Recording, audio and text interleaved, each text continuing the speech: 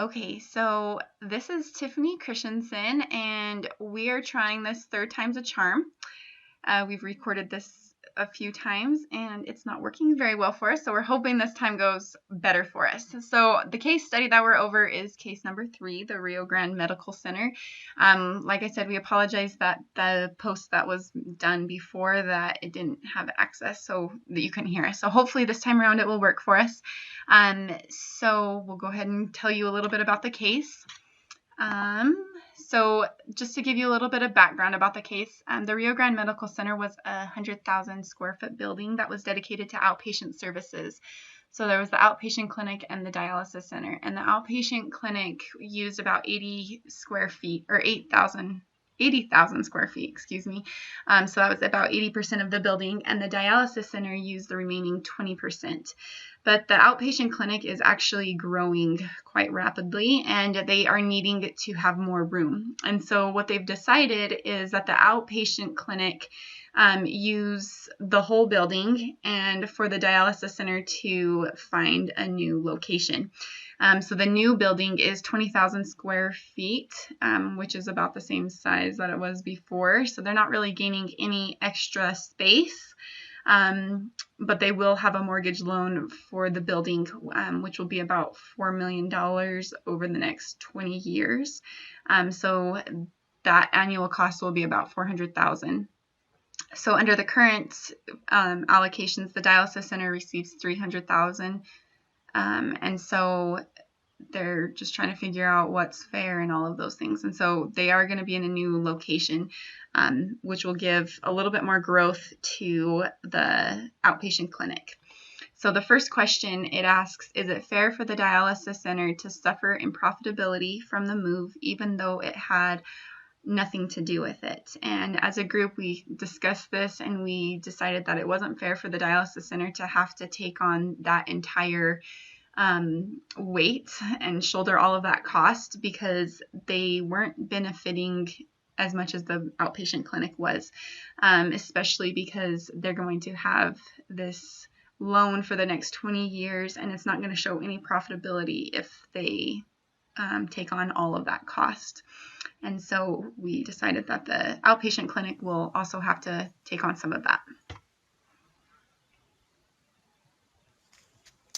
So, question 2 asks, should the dialysis center be charged actual facilities costs for its new location? After all, the move was forced by the outpatient clinic, which is being charged for facilities at a lower average allocation rate. Under the concept of charging for actual facilities costs, department heads might be better off rejecting proposed moves to new and potentially more efficient facilities, because such moves would result in increased facilities allocations. So we believe that the dialysis center should not be charged the full cost, though it will be getting a new building that will have a better location and possibly facilitate patient growth. It should bear a good portion of the cost, but the new facility charges would take away profitability of the dialysis center and send it into the red each year for the life of the loan. However, the outpatient clinic can shoulder some of the cost, because it's the department that's needing the needing the space, and it's also the department that can take on more facility costs without losing profitability. So question 3 says, even if the true cost concept were applied with a dialysis center, is the $400,000 annual allocation amount correct? After all, the building has a useful life that is probably significantly longer than the 20 years, which is the life of the loan used to determine the allocation amount. If the true cost concept is applied, what would be the allocation in the 21st year after the mortgage has been paid off?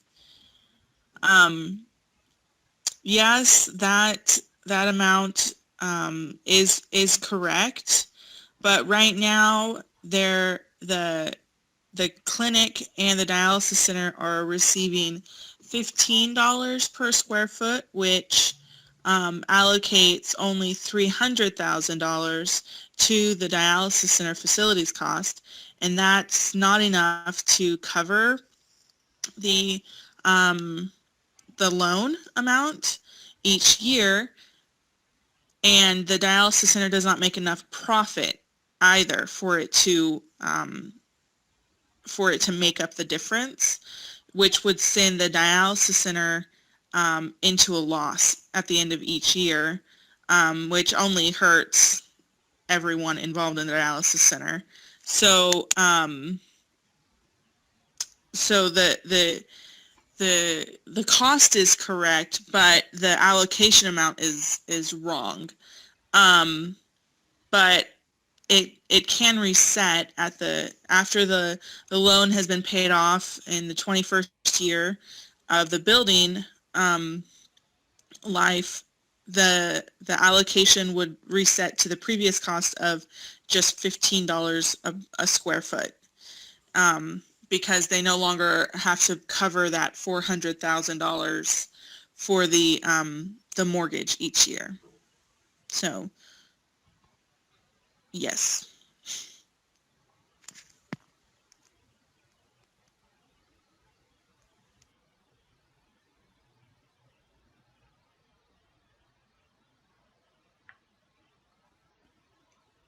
Okay, so this is Tina, and question 4 says, the revenue that the dialysis center receives from patient use of the pharmacy appears to be passed on directly to the pharmacy.